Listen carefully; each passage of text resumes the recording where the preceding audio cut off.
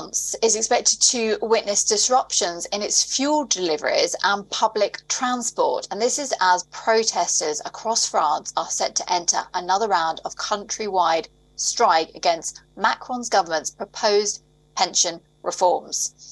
On Tuesday, the French Interior Ministry said around 1.28 million people took to the streets, making the sixth protest against the reform the highest so far.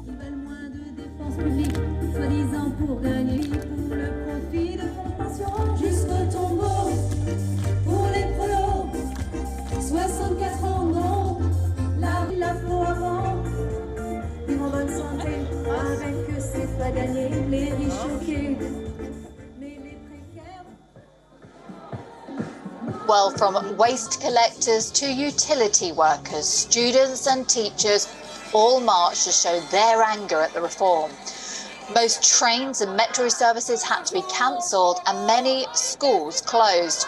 On the streets, demonstrators, they marched with banners, flags and placards announcing what they say is a refusal to listen to the government's part.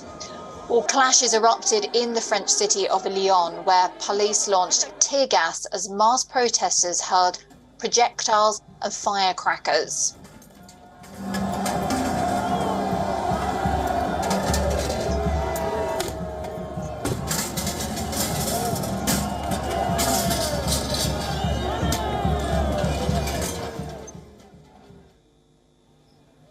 Similar clashes between police and pension reform protesters were also reported in Nantes.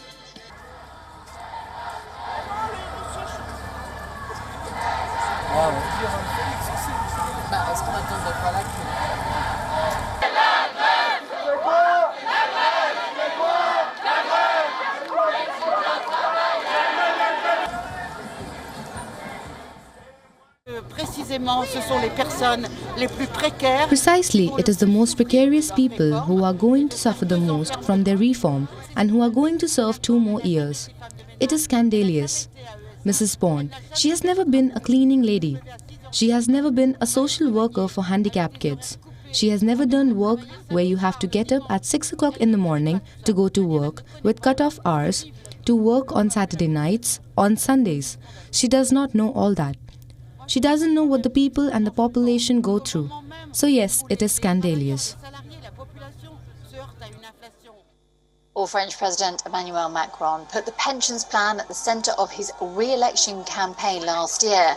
His cabinet says that these changes are essential to prevent the system from falling into deficit in the coming years. But the unions do not agree. They say that small increases in contributions can do the job as well. The unions argue that the proposed measures are unfair, adding that they will disproportionately affect low-skilled workers who start their careers early and as well as women. Well, the controversial bill is now being debated in the upper house of the French Parliament. This after 2 weeks of heated discussion in the lower house that ended without a final vote on the proposal. The centrist government is hoping to push through the reform in Parliament with help from the right. They want to avoid a controversial mechanism that would bypass a parliamentary vote, but risk action on the streets by doing so. Contre les principes universels inscrits dans